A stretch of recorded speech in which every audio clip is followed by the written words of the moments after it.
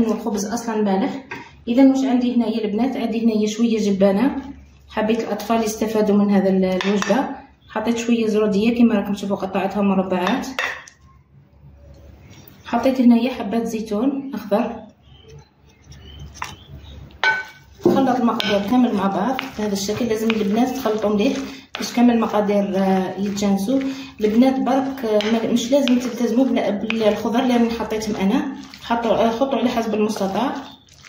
البطاطا البنات ما خبرتكمش انكم انا هنايا البنات راني قليت البطاطا باش تجيني بنينه. تحبوا البنات اللي ما يحبوش الزيت تفوروها برك، بصح البنات كي تكون مقليه تكون ابن. اذا نجيب هنايا عندي هنايا شويه فرماج، قطعته مربعات، فرماج مثلثات اي نوع متوفر عندكم في البيت.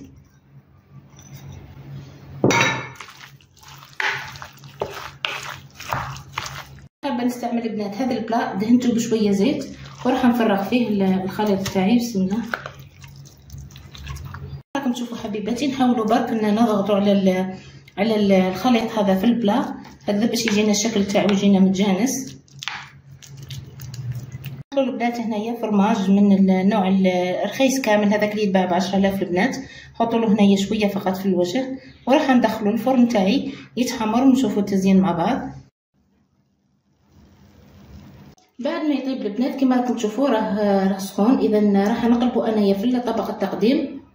بالنسبه للتزيين حبيباتي لازم نزينوا الطبق تاعنا، لانه يقول لك العين تاكل قبل الفم. اذا كما راكم تشوفوا البنات هنايا حطيت له شرائح تاع الطوماطيش. اذا وراح نحط له هنايا شويه مايونيز.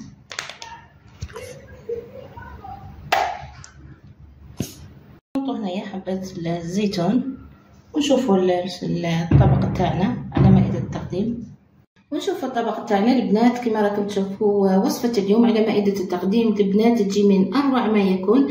البنات برك ما تلتزموش واش حطيت انا خضر، حطوا واش متوفر عندكم في البيت هكذا باش ما تكلفوش رواحكم. اذا البنات اذا عجبكم الوصفه تاع اليوم خلوا لي جيم للفيديو حبيبات قلبي.